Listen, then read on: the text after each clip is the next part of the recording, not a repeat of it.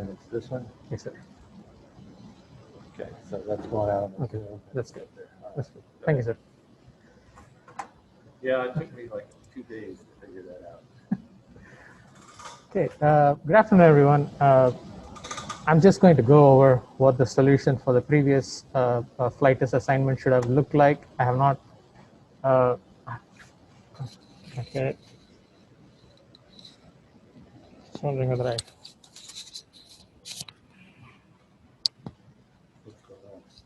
They're not able to hear me. Can you hear me now? No? Yes? Okay. I'm just sharing the previous assignments solution. I have not taken a look at your submissions, but I'll do it this week. This is what it should look like approximately. You should have flown the Cessna 3 times and the Sun 47 3 times. The elevator deflection should have looked something like this in degrees. The one thing which I made a mistake is this should be knots, not feet per second. And then the Mach number, the altitude in which I actually flew at, the sync rates, bank angle, and the flight path angle. And then you have the true air speeds and calculations. I think this is for Cessna. All of them were less than Mach 0.3, so it was straightforward. But then for Mach greater than 0.3, you have to do all the, you have to take into account the compressive effects. And my plots, the look of it, you won't make any sense immediately, but as you can see, the this is the time or the data point, and this is the bank angle. It's within a degree here and similar, and this is the sync rate, which this is at minute per minute. So still within 500, I guess, maybe probably touching the limit, and so on and so forth. And that's for 6 test points. Any questions or anything? Are you guys all listening on Zoom, or are you trying to hear inside the room here? Trying to hear. You're gonna have to talk a lot louder. Okay. I don't know what. No, that's for the Zoom people, but the people in the class here. Okay. Just Got it. because of the noise, you have to talk pretty loud. Sure. Okay. I'll go forward with the flight test assignment 2. This will be due not the coming Tuesday, but the coming Thursday, but the Thursday after that. The main objectives here is to gain. Sorry.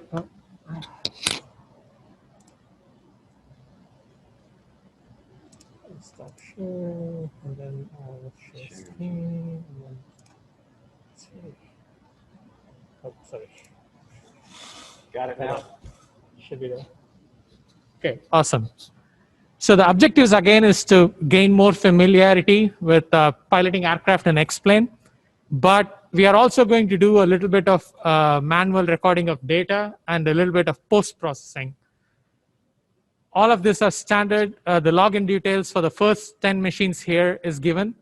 And we already know what all of this details, and also follow all COVID-related regulations. So going into the problem, we will now be flying 3 aircrafts, Cessna 747 and F4. We are going to fly at approach and in cruise condition, and all the data is available in the book in appendices A, J, and I. So in the first, the test conditions in approach, you can fly at the test altitude of 5,000 feet for everyone, for all the 3 aircrafts. The location can be changed at airports, KICT. Choose the 10 nautical mile approach so that you have a sufficient distance. And speed should be taken from the appendix. And remember, you have to convert all the true airspeed to indicated. And then you have the full flap extended and landing gear to be deployed. So keep track of the requirements of each test point. And in the cruise conditions, the altitude can be selected from the book, so the speed. And please make sure that in cruise condition, you should not have any flaps or landing gear extended, except for Cessna, of course. And for selecting the aircraft, you can do aircrafts, open aircraft, general aviation for Cessna, heavy metal for 747, and fighters for F4. The procedure goes like this. You start with the approach condition, and then you get into test condition for approach, then manually note down all the required data, and then you go to cruise condition, and then you again manually note down the data. And in real life, you will come back and land, but you don't have to do that here. And again, we have to maintain the test conditions for 5 seconds before we collect the data. These are all standard. Again, maintain the wings level, which means pitch plus or minus 5, sink rate plus or minus 500 FPM, roll plus or minus 5 degrees, and altitude given textbook condition plus or minus 200 feet. And speed is given in the same as in textbook condition, convert to indicated airspeed plus or minus 5 knots. The outputs which we want to do here is, first thing, we are going to calculate the total lift, drag, and pitching moment coefficients. And you can use the linear expansions for that. The equation is in the page 93 of the book. And also just mention the parameters which you think are required to calculate the total coefficient. Once again, create a dance card and then fill out all these from explain. So the test point number would be whatever the test point you're flying, start time and the stop time. So start time is when you start collecting the data, stop time is when you have stopped collecting the data. And then note down the indicated airspeed, true airspeed, altitude, angle of attack. Q bar is calculated. Aircraft weight you can note down. Elevator deflection can be noted down. Pitching moment and CL and CD from explain.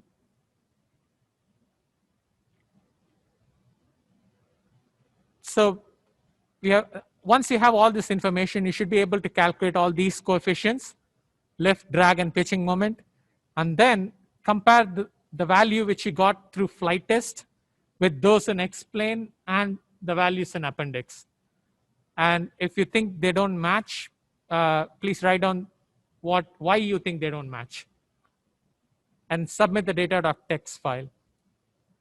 The explain display should look something like this with all the options which you have selected here.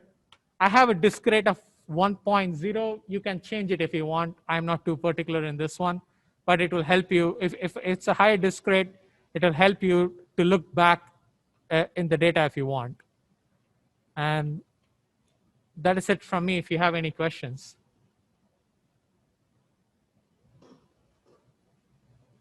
And the controller calibration document is still available in flight assignment 1.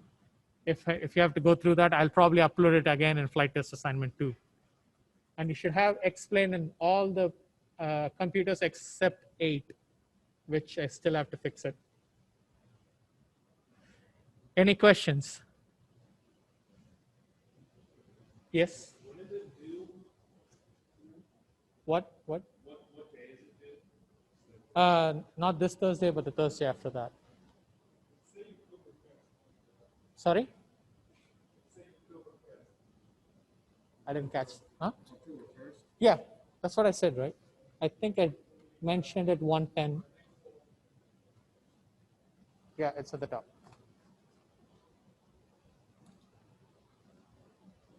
Any other questions? Yeah.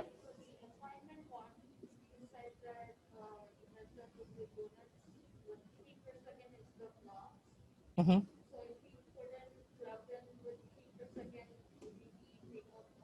No. I mean, I can figure out which one is what, so it's not a problem. I mean, if you have done by feet per second, that's completely fine too. I mean, what I meant was I made a mistake of entering the knots instead of feet per second. Yeah, just. How many total assignments do you have? I think we will have either 4 or 5. It depends on whether I want to break up the final assignment into 2 assignments. It's usually 4 or 5. In the in-person assignments, I mean, our in-person time is limited to up till Thanksgiving, so let's have good. Oh, yeah. You guys are doing this as partners, right? You shouldn't be doing it by yourself. Yeah, that's more Yeah. important. Too much workload for one person to do. Keep track of test conditions and noting down the data. It's too hard. Okay, no more questions? Okay, thank you guys. Thanks, Balaji. Appreciate you working with the technology here. I know it's kind of bizarre. These guys can testify that I'm still learning how to do it. Yeah, I'm not used to using Zoom. No, it's bizarre. You have to know what buttons. Thanks. I appreciate your time. Thanks. Yeah.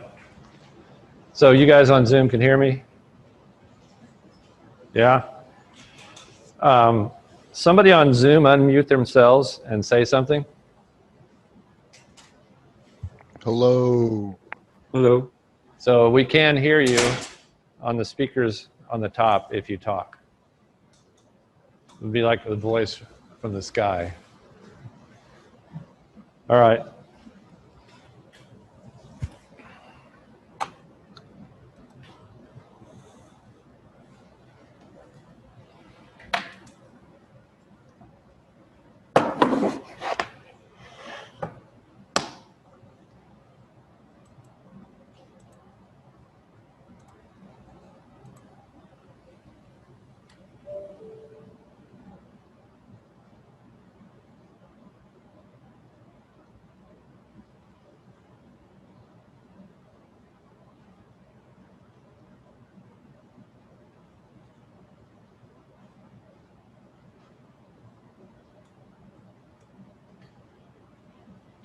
All right, so last time we were talking about solving the three longitudinal equations for the three unknowns. So that's what we're going to pick up.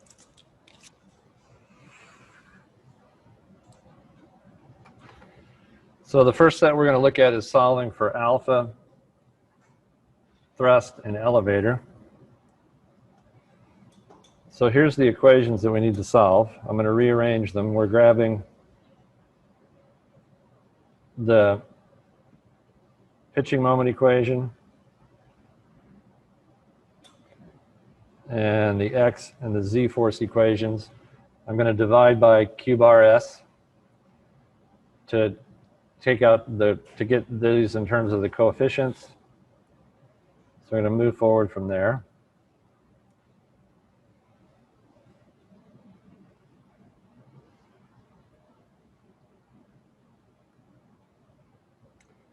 So if we divide by q bar s, we're doing the z force equation, the x force equation, so really the drag and the lift equations, and then the pitching moment equation.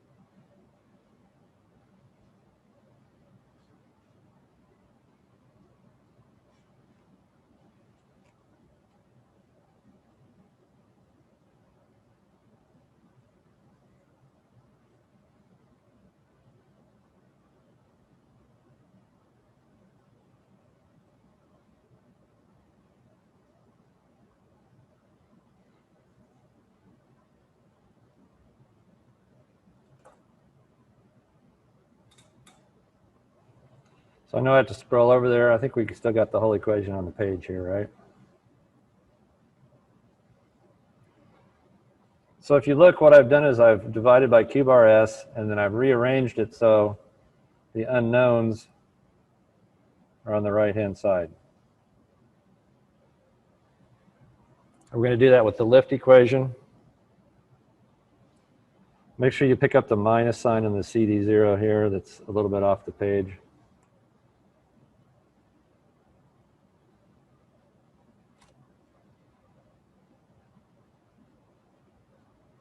Okay, so let's write the lift equation.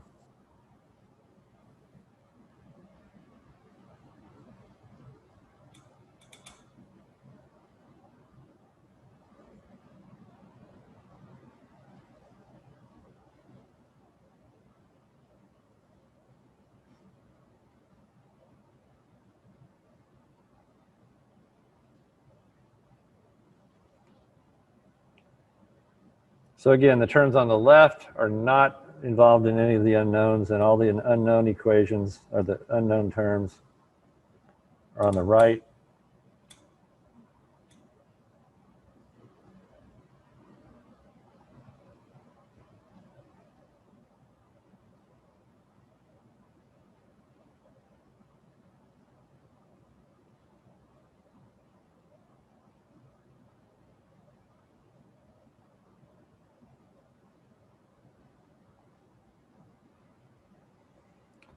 So again, here's our unknowns.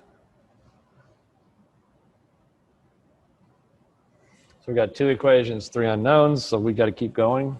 Oh, by the way, notice that alpha is also over here. So we have to deal with that because it's inside the sines and cosines. And then here's the pitching moment equation.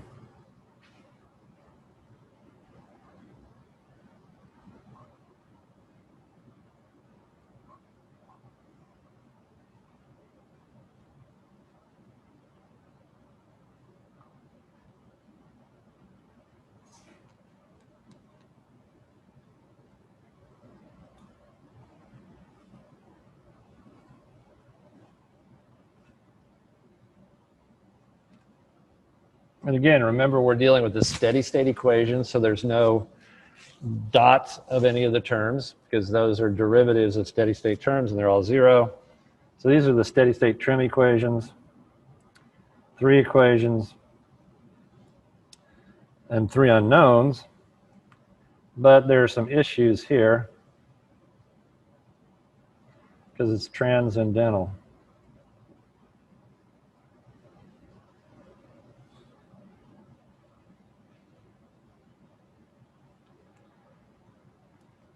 Notice that we keep writing this t divided by q bar s, t divided by q bar s, t divided by q bar s. So we're going to define what's called the thrust coefficient. And it looks just like a lift coefficient, except that the thrust is the force.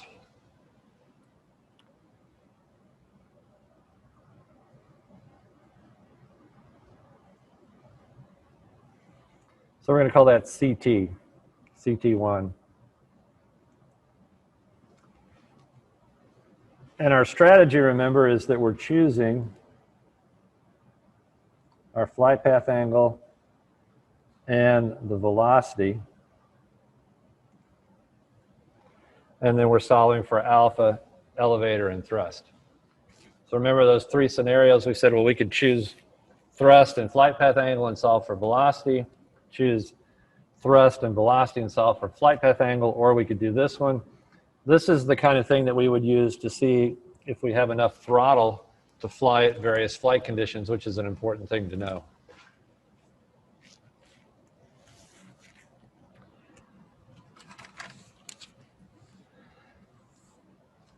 Now the cosine and sine terms are transcendental, so we can't solve this with a matrix as it is. And so we're going to make some assumptions to simplify. I'm going to write these in a minute, but I want to draw on here first.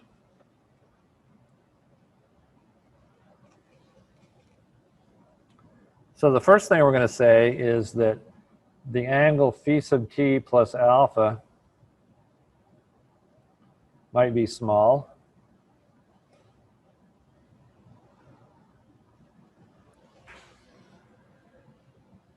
And so we're going to knock this out. We're going to say that this sine term is small. We're not going to do anything with the cosine term yet. And I'll show you why. And then the other thing we're going to do is we're going to say, well, this distance that the thrust line is from the center of gravity is small as well. Meaning that if we installed our propulsion unit correctly, it's not providing a lot of pitching moment. We've lined it up with the center of gravity so that we wouldn't have to deal with a pitching moment due to the thrust. Now these are all assumptions, so we have to write them down. So this is a big assume that dt is small. So we can neglect that t1 dt term. And we're going to say that phi sub t plus alpha 1 is small, which means that the engine is not tilted some crazy big angle, and we're flying at a small angle of attack, so we're not stalled. And the propulsion unit is lined up pretty well with the cruise condition forward.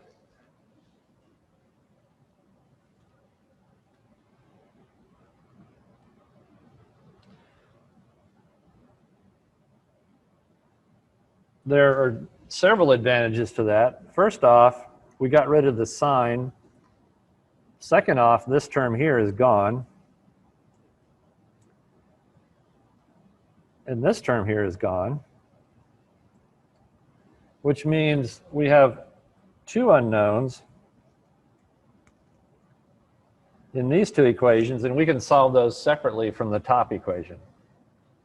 That's nice. Instead of three equations and three unknowns, we have two equations and two unknowns that we can solve, get alpha and elevator, and then stick that back up in the top equation to get thrust. So we can solve the lift and the pitching moment equations independently.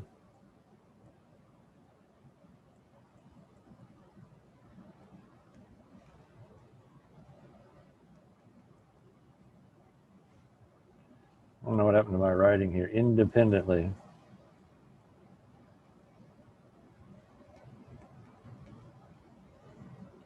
For alpha and elevator, and then get the thrust later.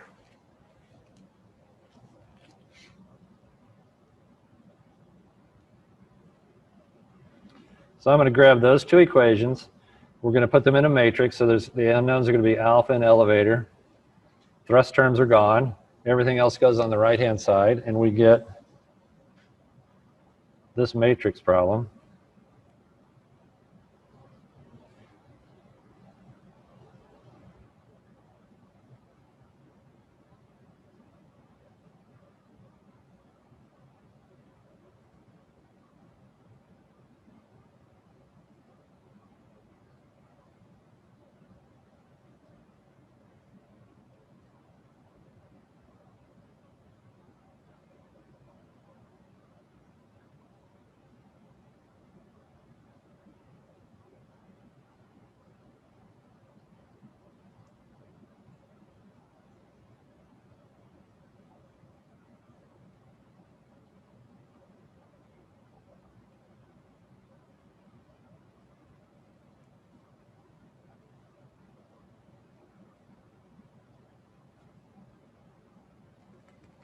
And notice I've defined a new term here. CL1 is that collection that's the weight times cosine and cosine. I'll write it here in a minute. But that's the term that was right here. So we're going to call that CL1. So I'm going to write that down below here.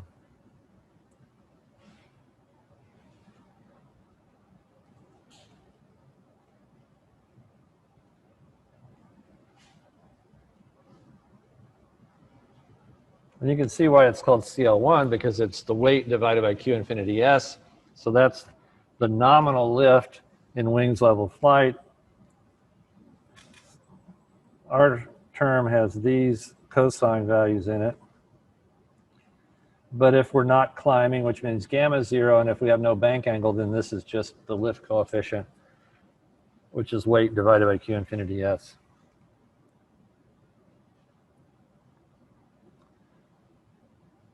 All right, so the textbook gives solutions to this.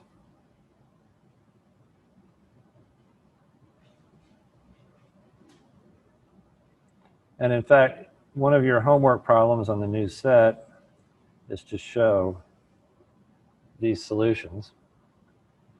And the best way to do that is Kramer's rule on this 2x2 matrix. You can invert the matrix if you want and do it that way. However you want to solve two equations and two unknowns, you're going to show that these equations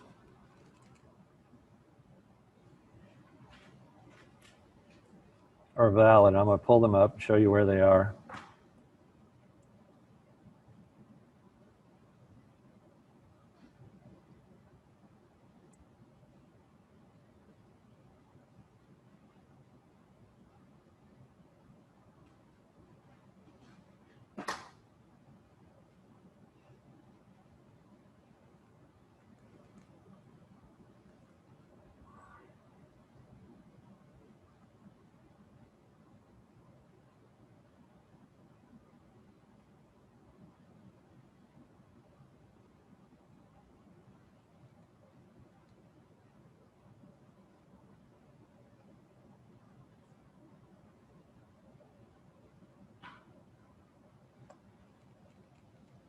All right, finally found it.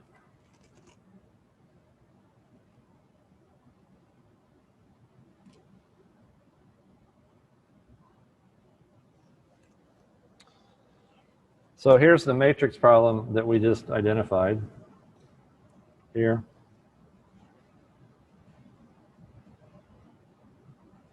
And here's the solutions for alpha and elevator.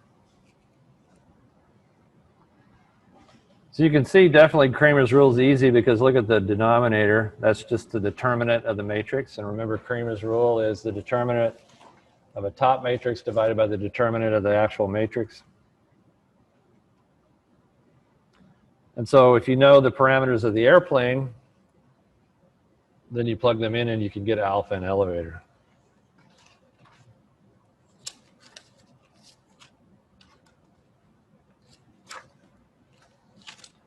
All right, so what's left to do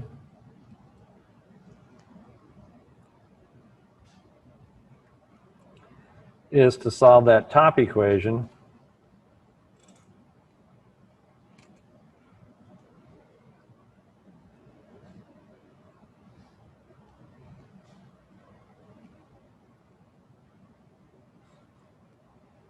Remember we took out the drag equation. Where did it go? Here we go. So the drag equation here, we need to solve that for thrust because that's the unknown that we still need. And the nice thing is, here's thrust. So we don't even need to approximate the cosine in this term because we already know alpha and phi sub t. So we can just solve this whole equation for the thrust. And all of this stuff is the drag. So we can use whatever model for the drag that we want. So the solution, the equation that we need to solve is mg sine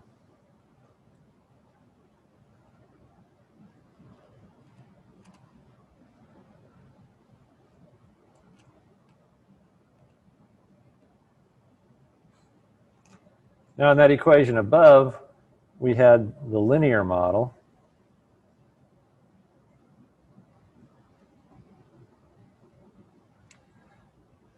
Because we had CD alpha alpha, CD delta E, CD IH plus CD 0.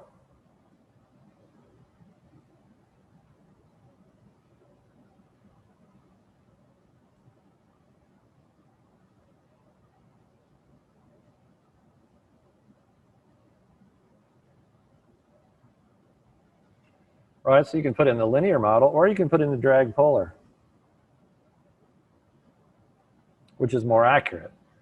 So that's another advantage to this solution is you solve the linear lift and pitching moment equations with some approximations on those thrust terms, and then we can get the drag even better by using a drag polar here.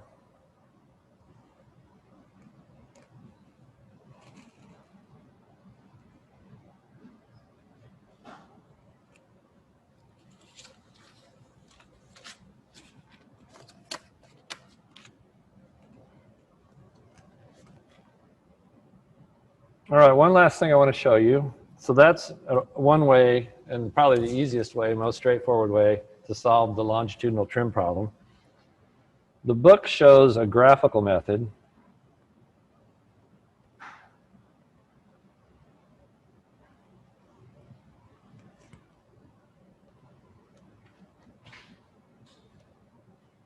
that's useful sometimes.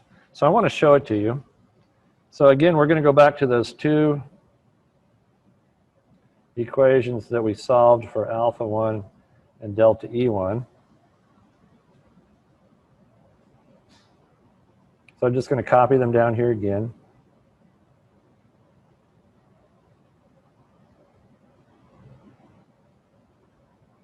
That's the thing we called CL1.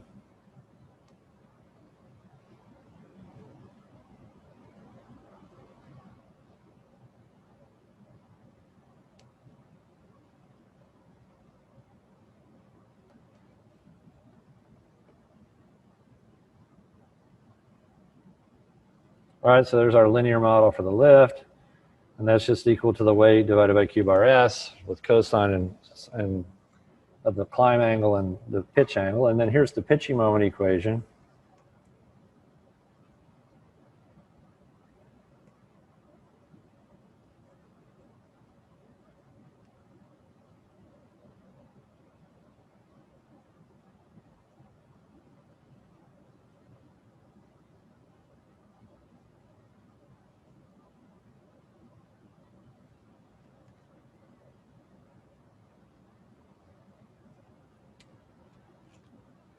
So the solution is this has to be equal to 0, and this has to be equal to this. And the graphical method is to plot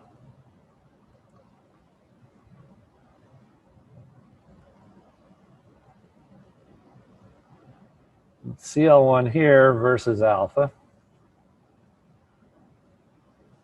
for various values of delta E. So we do delta E equal various values. And I'll show you a plot where we use -20, -10, 0, and +10. So we're going to do a series plot where CL is plotted versus alpha, and we stick in various values for delta E. We do the same thing for the pitching moment equation.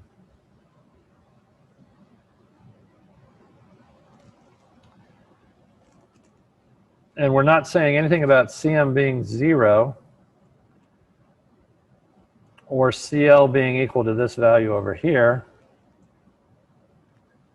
We're just going to say, what does CL versus alpha and CM versus alpha look like for our airplane?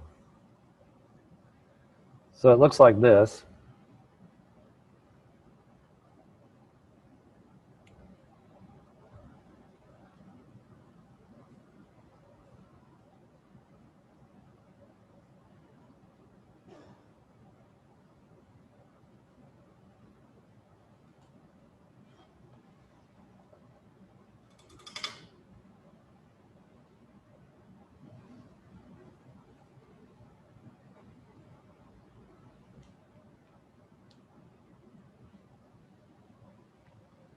So here's our plots. Here is CM versus alpha. Alpha's on the horizontal axis. And here's CL versus alpha. Nothing's trimmed. All we have is just how those vary with angle of attack and elevator.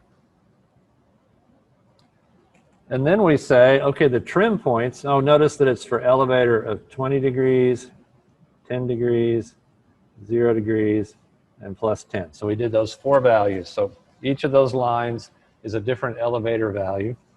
Nothing's trimmed.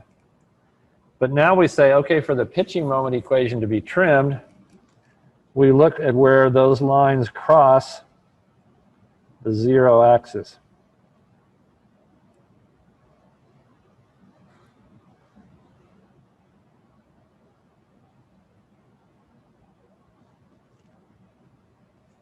Trying to get my highlighter to work here. There we go.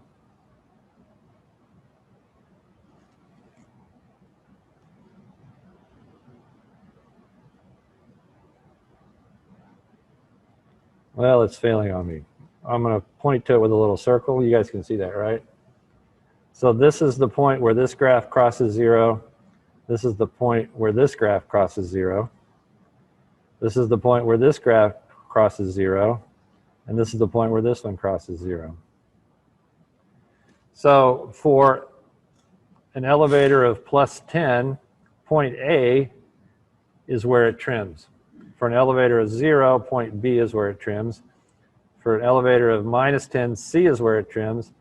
And for an elevator of minus 20, D is where it trims. Okay, what does that say about CL? So draw a dotted line down from that, maintaining the angle of attack. And that corresponding point on the same delta E plot, the same plus 10 plot, there is the CL that will trim for that value.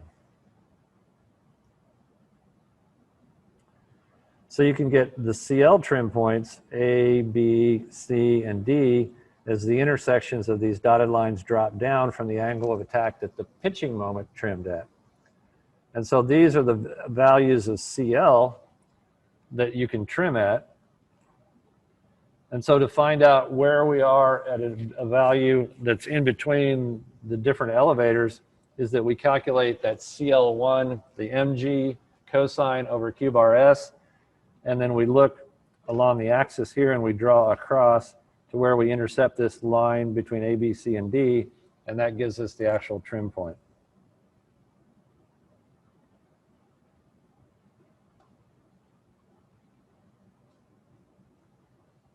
So that's another way to solve the equations.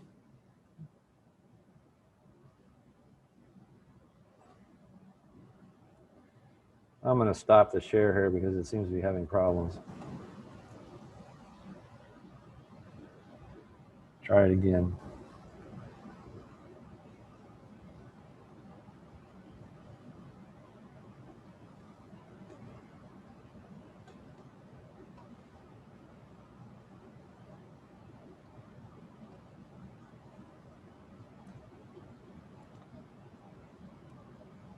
All right, so you can look that up in your book. It shows that exact plot in your book. And the advantage is that you can look at the max and minimum elevators that you can physically travel on the airplane.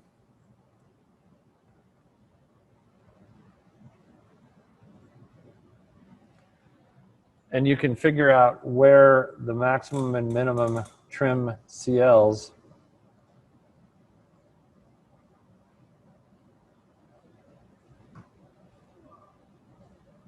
what are those max and mins. So it gives you a graphical way to plot the full trim envelope of the airplane all the way from point A to point D, because if the elevator is physically limited to these values, then you can get those straight from the plot. And of course, there's an angle of attack associated with its CL, so you can see, well, where are the values of alpha that you can trim at. In this class, we'll be mainly using the matrix solutions, but I wanted to explain these plots in the book so that if you see them in the book, you can understand what they're trying to tell you. And the other reason is that you may see plots like that in industry, and you'll go, oh, yeah, I know where to find that in the book. I can look up what is going on with the plot.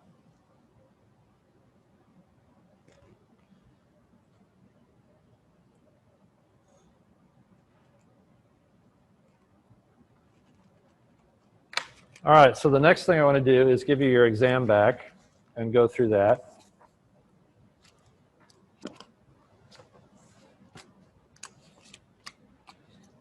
So if you're here, shout out and I'll get you your exam. Ahmed, Amrutha, Laura,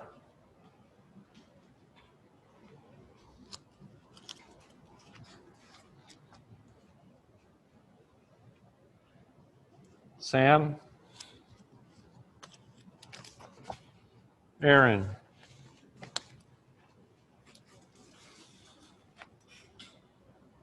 Ryan, Stephen, Linda. You guys are all sitting together. How's that? Byers, Cord, not here. Brendan, Tree,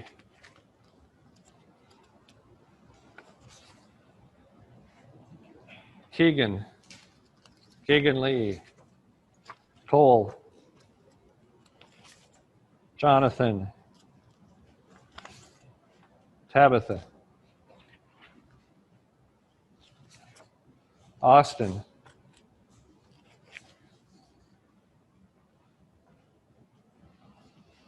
Kale. Kale Chapman. Wasik. William.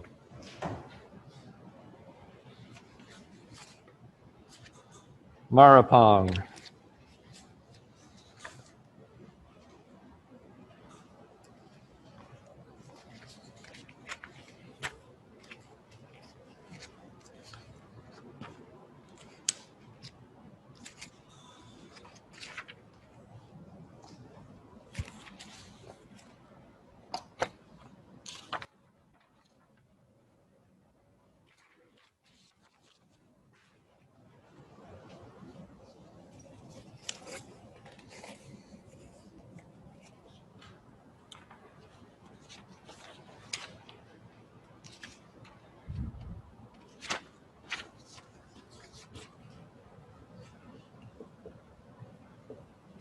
There seemed to be some confusion on problem part A. A lot of people did small perturbation analysis on this, and this is a steady state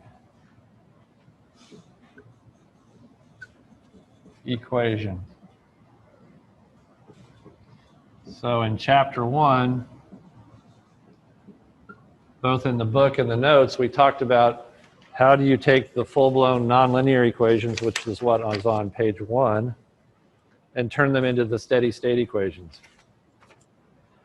Now this is for a pull-up. So you need to specialize the equations for a pull-up. Well, that's a standard maneuver. Everybody should know what that is. But because there was some confusion on that, I'm going to give you a chance to earn 5 points to be added to your score. I want you to rework problem A by Thursday. And submit it to Blackboard. So make sure you're doing steady state. And that you look up the pull-up. Everybody ought to be able to get this because it's done in chapter 1. But I want you guys to be rock solid as to what's a steady state equation and what's a small perturbation equation. Because in the trim stuff we're doing here, we're using the steady state equations, which were done with this process. And then in chapter 5, we'll do the small perturbation equations. So is everybody clear and understand what I'm asking you to do? Only part A, right? Only part A for 5 points to be added to your score on the homework. I'm not on the homework, on the quiz or the exam. You're going to create a separate thing online? Yeah, I have to do that, otherwise you can't upload it. So if you get there tomorrow and you can't find it on Blackboard and I forgot to do it, hopefully I won't, shout out quickly, fast, so I can get it created. All right, and then once you turn that in, next time we'll go through the other 2 problems. Actually, let's go ahead and do that today. Why not? You guys will figure that one out. Let me erase this. So any questions about what I'm asking? Anybody on Zoom? Should be coming to the voices from above.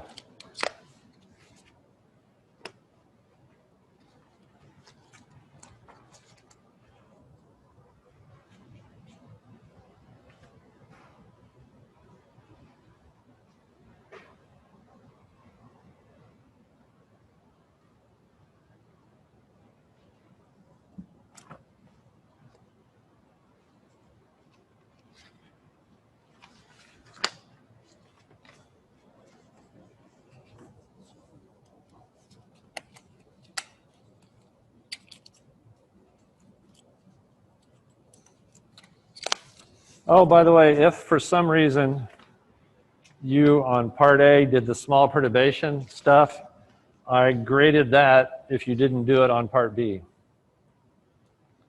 So if you accidentally did small perturbation analysis on part A and you totally botched up B, you did something different because you were confused. I went over to part A and graded that as if you were answering part B because that's what you looked like you were doing. Does that make sense?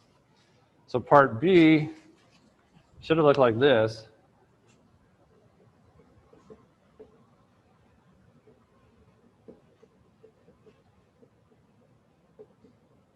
This is grabbing the equation from the front of the exam and doing step 1, which is substitute.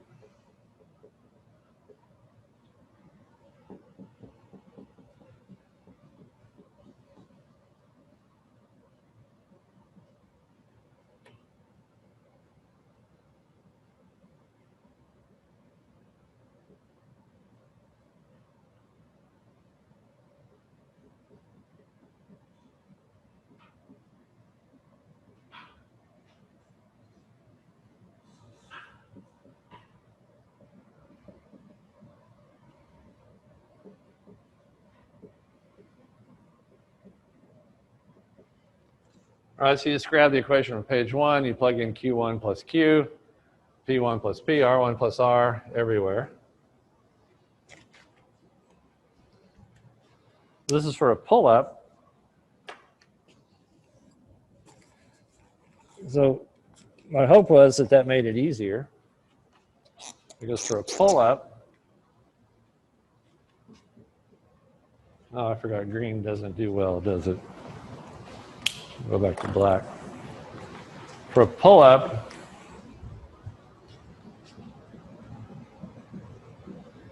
you can knock out P1 and R1. So this goes away, this goes away, this goes away, this goes away for the pull-up condition. And then you're left with terms like P squared and R times P. And all those go away because they're small perturbations. So R times P is small. P squared is small. R squared is small.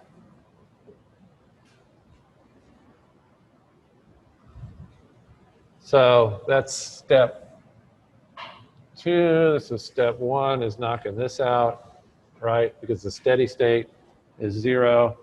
Substitution was part of the deal. And then the pull-up here, putting those conditions was worth another step here. And then you subtract steady state, which is a real easy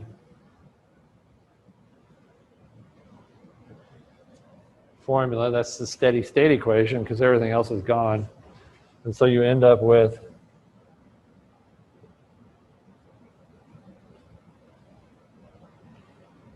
a real simple equation for the pitching moment equation. So points on this, 5 points for doing this step here. 3 points for the pull-up condition. 5 points for showing me the small product. 5 points for the steady state, and then getting the right equation was worth 2.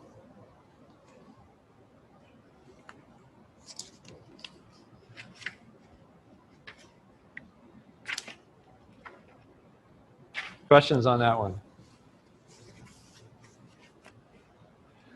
As always, make sure that I added correctly and that your total score on the front page is correct sum of the 3 problems.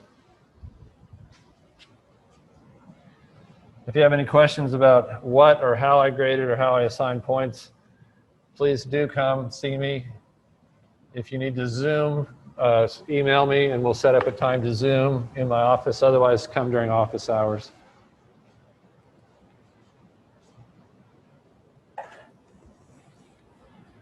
All right, so the open book part.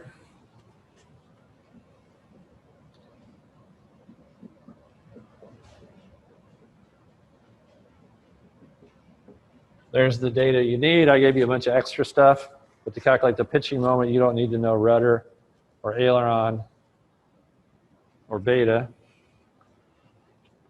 But you did have to convert this to radians because there's no units given in the appendix, which means it's got to be unitless. And the other clue is that if you look at CL alpha in the appendix, does anybody have their book open? It's a number like close to 2 pi. And remember, that's always the key. Yeah, what's the value of CL alpha for this airplane and cruise?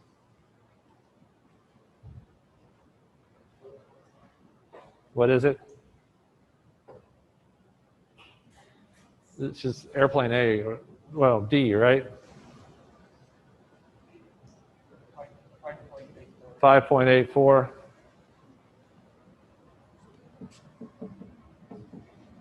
And that's got to be per radian, right? Because it's near 2 pi. All of the CL alphas in per degree are on the order of 0.1. And we knew that from 324 and 514. But the fact that there's no units given in the book must mean that they're in radians because that's unitless. Okay, so CM then is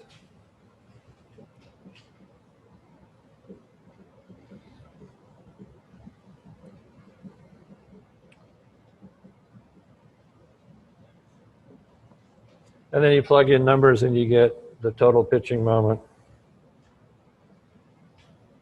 Oh, and I guess the other, you've had experience with these equations when you did the homework problem and you solved for elevator and alpha, right? And those were in radians when you solved it. Okay, the point spread on this, 5 points for converting, 5 points for getting the equation set up and the numbers plugged in, and then 5 points for the answer here.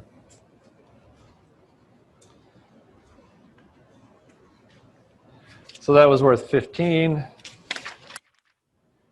Part B, the small perturbation, was worth 20. And then the one you're reworking was worth 15.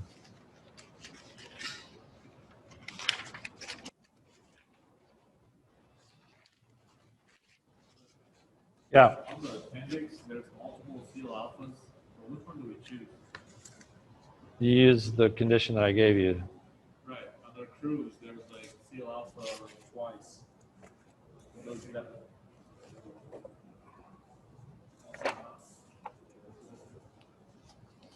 Let me look.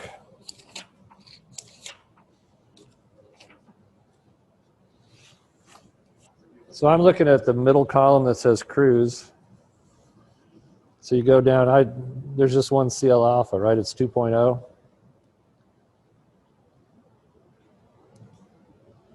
Well, that's alpha dot T. It's the 5, yeah, it's the 5.15 that you gave me.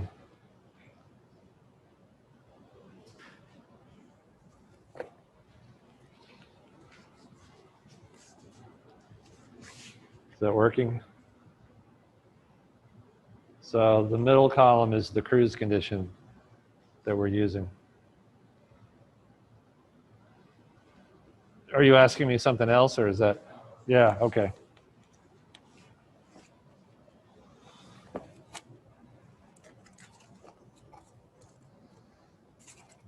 How are we doing on time? 5:10. Yeah, all I'm going to do is say the next thing we're going to do next time is lateral directional trim. So, but here we had the pitching moment, the lift, and the drag equations. Next time we're going to look at the side force equation, the rolling and yawing moment equations.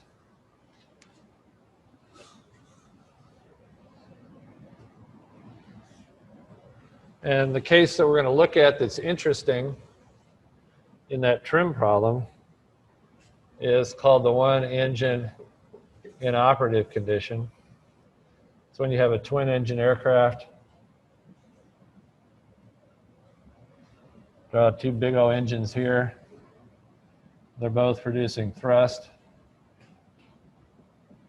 like that. And if one of the engines stops working, then the thrust is gone, and usually you get a little drag as well because the engine's not working. And so you get a big yawing moment. And so we need to make sure that we can counteract that yawing moment with a rudder. So that's the trim problem we'll solve for us. We'll solve for a rudder, aileron, and side slip that we get when we're in this engine inoperative condition. And this is a real deal. There wasn't too many years ago that a King Air took off from Mid-Continent Airport. One of the engines quit. The pilot, immediately on takeoff, he's in the air, the engine quits. He does a go around. You guys probably remember this. He got too slow, and he didn't have enough dynamic pressure on the rudder to counteract the yaw of the engine. And he and the airplane crashed into the flight safety building out near the airport, well, I guess it's Eisenhower Airport now. And the ironic and sad thing was that the people that were training in that flight safety facility were doing it because the simulators are totally safe to train, low risk, and yet several people were injured, and I think a couple people died when the airplane crashed into the simulator that they were flying in the flight safety building. So this is a real issue, and this is how on a twin engine aircraft you size the rudder to make sure that you have enough yawing moment from the rudder to handle this kind of a condition. So we'll start with that next time.